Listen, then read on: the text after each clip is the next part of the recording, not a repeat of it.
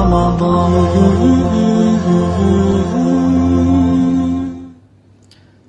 alaikum and welcome to Ramadan Journey. This is your host Afif Khan, and with me on this most enlightening journey is Sheikh Muhammad Al-Asi, author of the Ascendant Quran, the first ever tafsir of the Quran written directly in the English language. We have been discussing the last ayah in the section about Ramadan. وَلَا تَأْكُلُوا أَمْوَالَكُمْ بَيْنَكُمْ بِالْبَاطِلِ وَتُدْلُوا بِهَا إِلَى الْحُكَّامِ لِتَأْكُلُوا فَرِيقًا مِنْ أَمْوَالِ النَّاسِ بِالْإِثْمِ وَأَنْتُمْ تَعْلَمُونَ. And so now we are going to go ahead and explore the last segment of this ayah. And Sheikh Muhammad, why don't you go ahead and give us an explanation of the last portion of this ayah. Yeah, the last sentence in this ayah says, وَتَأْكُلُوا فَرِيقًا مِنْ أَمْوَالِ لِتَأْكُلُوا فَرِيقًا مِنْ أَمْوَالِ النَّاسِ بِالْإِثْمِ وَأَنْتُمْ تَعْلَمُونَ, which means consuming a proportion of people's money in a sinful way while you know it.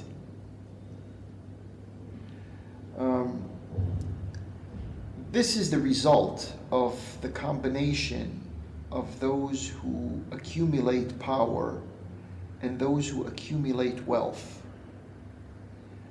The combination of these two together result in the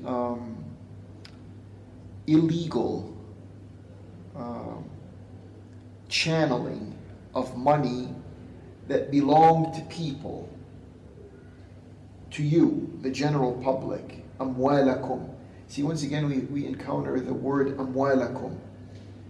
And as we said previously, amwal, wealth, monies, they belong to Allah. That's the general rule. But then we are temporarily in charge of these resources. So when we speak about this result, we should know that when we are fasting the month of Ramadan, the ultimate objective, not the immediate one, the ultimate one, the one that is built into the results of Ramadan, is to have not the curtailment of the appetite for food, that is a step towards it, but it is the curtailment of the greed for power and for money. This is the school of Ramadan. And whoever misses this lesson has missed the cumulative lesson of Ramadan. There's another ayah in Surah Bani Israel, or Surah Al-Isra, the 17th surah of the Quran. It says, وَإِذَا أَرَدْنَا أَن نُهْلِكَ قَرْيَةً أَمَرْنَا مُتْرَفِيهَا فَفَسَقُوا فِيهَا فَحَقَّ عَلَيْهَا الْقَوْلُ فَدَمَّرْنَاهَا تَدْمِيرًا. If we, Allah subhanahu wa ta'ala, want to have a social order perish, we address with our guidance the elites who are rich of that social order. In today's world, capital classes, basically, ones who control the flow of wealth and money. That's right. The capital combined with, or the corporate, combined with the ruling or the government class of people. So, but then there's the other qira'ah, amarna mutrafiha. This is more to the point, which means we make the mutrafin its umara. Amarna mutrafiha, which means the moneyed class becomes the ruling class. So the combination of wealth and power is subsumed or consumed by those who have the wealth. They ultimately call the shots. They ultimately make the decisions. When that happens, we have a corruption in society. فَفَسَقُوا فِيهَا. We have a disintegration. The word fusuq means a disintegration of the material fabric that keeps a substance together. Those elements begin to disintegrate. And there's a segment that we didn't cover in these ayat of fasting that has to do with disciplining the sexual appetite in man, because that's another appetite. Human beings have an inclination towards sex.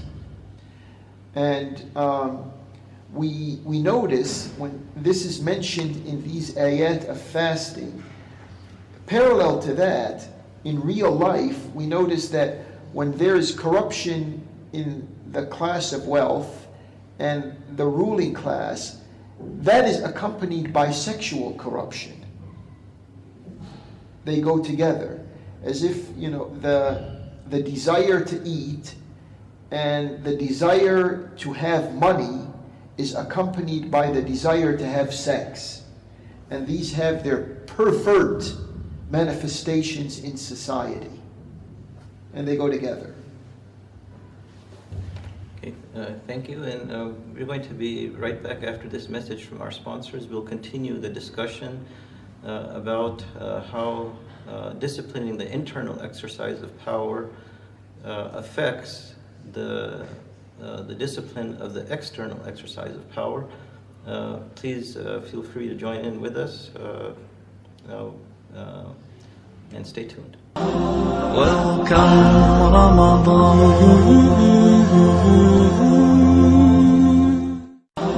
Welcome Ramadan. And welcome back. We're talking about a portion of the last ayah about the section in Ramadan that is لِتَأْكُلُوا فَرِيقًا مِنْ أَمْوَالِ النَّاسِ بِالْإِثْمِ وَأَنْتُمْ تَعْلَمُونَ. And we were commenting on the exercise, the combination of wealth and power, and how that impacts the level of corruptness of a society. And one of the things that ought to occur to us when we talk about the combination of wealth and power in the world that we live in today, that there is almost a professional and institutional way to present money to people in power. We understand that profession to be lobbying, which is a way to influence government decisions on behalf of special interest groups.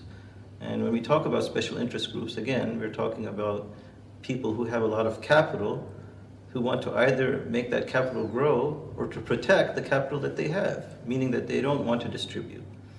And again, when we talk about lobby groups, many of us understand that these are people who petition the government on behalf of perhaps the alcohol industry or the tobacco industry.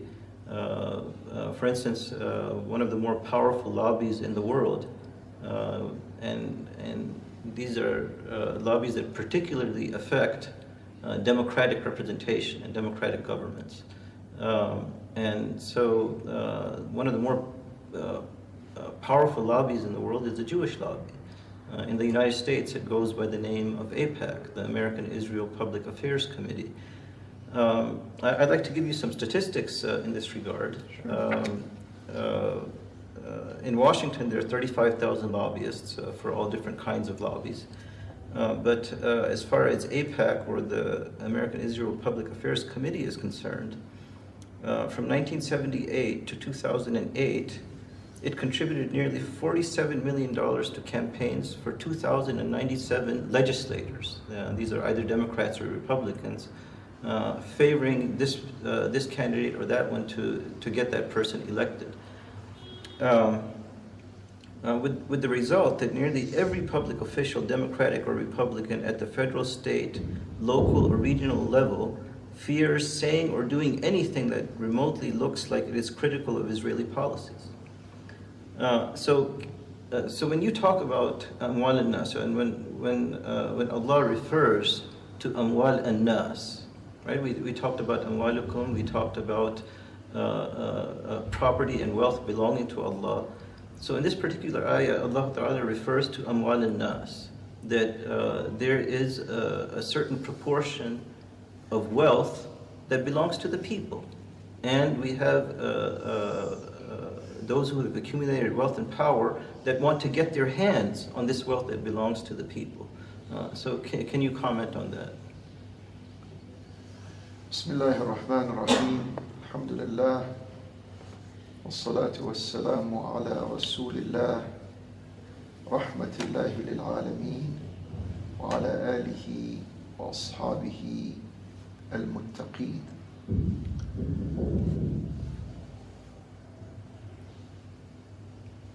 We spoke about the fact that there is almost a natural propensity in the history of mankind, as well as in human nature, to have the convergence of those who are in power with those who have the wealth. There's this, as if it is a diabolic force that wants to weld the two into each other, and then once that is done, the ones who have the wealth remain on top of the whole affair. That's the general outline of how these things play out. But you brought up the issue of lobbies and lobbying. In today's world, of course, this is an expression of politics in certain advanced countries, such as the United States and other democracies around the world. We have people who represent certain interests. These are individuals who approach legislators, people who make the laws, and try to convince them of their particular priorities. Reference was made, you mentioned the tobacco lobby and the alcohol lobby, or such types of lobbies. There are many others. And then on top of that, you have political, even you may call them racist types of lobbies. And in this regard, what stands out, at least in the United States, is what is called, I didn't name them, I didn't call them that, they call themselves that. They call themselves the Jewish lobby. Some people would want to say, why didn't you use the word the Israeli lobby or the Zionist lobby? Well, I'm not using any word of my own. That's what they use for themselves, so that's the way it should be presented. So if they say that they represent the Jewish people and they are the Jewish lobby and all of this, we wind up having a non-democracy. It's not like they say that the people's will be represented by the public servants who are elected by the people themselves to official offices in the Congress or the legislative branch of government, who then will make these laws.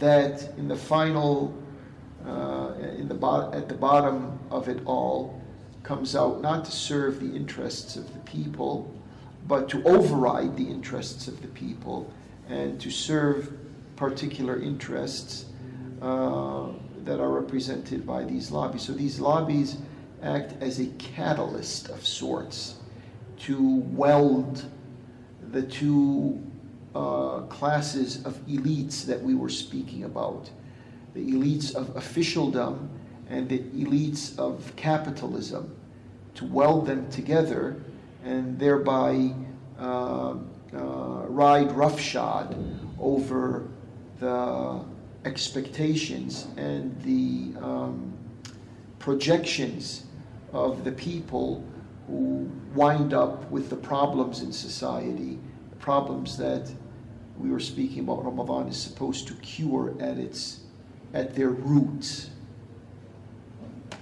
We're going to take a short break. We'll continue this discussion about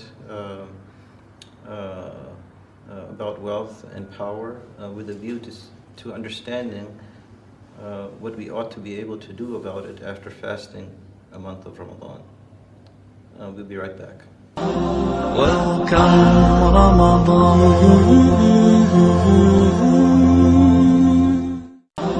Welcome Ramadan. And we're back, and we're talking about the impact of lobbies, especially in so-called democratic societies. Probably the most powerful lobby, as you were mentioning, in the world is the money lobby, and the relationship that the money lobby has with the ruling elites. I guess the question for our times, insofar as the Muslim world is concerned, is that why don't we have the imams? Why don't we have the scholars that can focus the Muslim public mind on the relationship between the ruling elites and the money lobby? Why don't we have the scholars who have the courage, who have the contemporary sense of awareness to focus the Muslim public mind on what's going on? They're fasting in Ramadan also. Yeah, that's a type of you may call self-criticism of our own selves, because Muslim scholars, they're part of the Muslim people, and therefore we look at the deficiencies that exist, and we find that we are in need for those who understand these issues and have the courage and the reliance upon Allah to step up and express these truths and these facts to the Muslims and the non-Muslims alike. In this area, we are found lacking. I want to remind everyone that the last ayah that we were explaining ends with وَأَنْتُمْ تَعْلَمُونَ, while you know about this matter. And this suggests that going through the month of Ramadan should have the effect of not only raising our consciousness to higher levels, but also opening up our minds on new realities. So we should be aware of these financial irregularities, of this accumulation of illegal wealth, of the maldistribution of resources, of the monopolies that can be traced to greed, and greed is located inside the human psychology, a psychology that we have been revamping during the month of Ramadan. So we should have scholars who undergo this rigorous observance of Ramadan and then surface with these facts to express them to the people, because we have a world in which there's like a gag order on those who have this type of information that they call inside information. There's a gag order on them. If you know about it, you don't talk about it. But this should not apply to Muslim scholars. It's the opposite. If you know about it, you should talk about it. There's a hadith attributed to the Prophet sallallahu alayhi wa alihi wa sallam that says, "As-sakitu anil haqq shaytanun akhras." a person who is silent concerning al-haq, the truth, the facts, a person who's silent about them, amounts to a deaf shaitan, a deaf devil. So we can't, we don't find it in our character to withhold this type of vital information that is transformative in our social and public lives, and make believe that we are doing our duties as Islamic scholars. These facts and this truth has to go public on the widest scale possible. وَأَنْتُمْ تَعْلَمُونَ. The whole month of Ramadan, which began with يَا أَيُّهَا الَّذِينَ آمَنُوا, you who are committed to Allah's power and authority, ended with وَأَنْتُمْ تَعْلَمُونَ. While you know about this, while you are conscious of this. So, وَلَا تَأْكُلُوا أَمْوَالَكُمْ بَيْنَكُمْ بِالْبَاطِلِ وَتُدِلُوا بِهَا إِلَى الْحُكَّامِ لِتَأْكُلُوا فَرِيقًا مِنْ أَمْوَالِ النَّاسِ بِالْإِثْمِ وَأَنْتُمْ تَعْلَمُونَ. You see the wide spectrum that we covered here, from the depths of our psychological reality to the breadth or the width of the health, or the wealth and the power institutions in the world. This is truly the cure to the social ailments, to the social maladies of the world, which begin in our own selves. From there on, we can go out into the world and fix what is wrong with it. There's a lot of things that are wrong in this world, but we do so after we qualify. One of the academies in Islam, practical, on-the-job training, is this month of Ramadan, to fix these problems with a will that will not surrender to human agencies and to power structures. It only surrenders to Allah subhanahu wa ta'ala. And unfortunately, again, we've run out of time. So far we've had 11 programs on our obligations as Muslims in Ramadan, and I hope we really understood what is expected of us as we engage in this fast of Ramadan. We're very delighted that you joined in with us insofar as these programs about Ramadan are concerned. Again, should you like to go in more detail about what you heard today, please feel free to delve into the volumes of the Ascendant Quran, which are available here locally. With that, I think we'll conclude our program for today. Thank you for joining in with us in this Ramadan journey. I am your host, Afif Khan, and we'll see you again tomorrow. Wassalamu alaikum wa rahmatullahi wa barakatuh.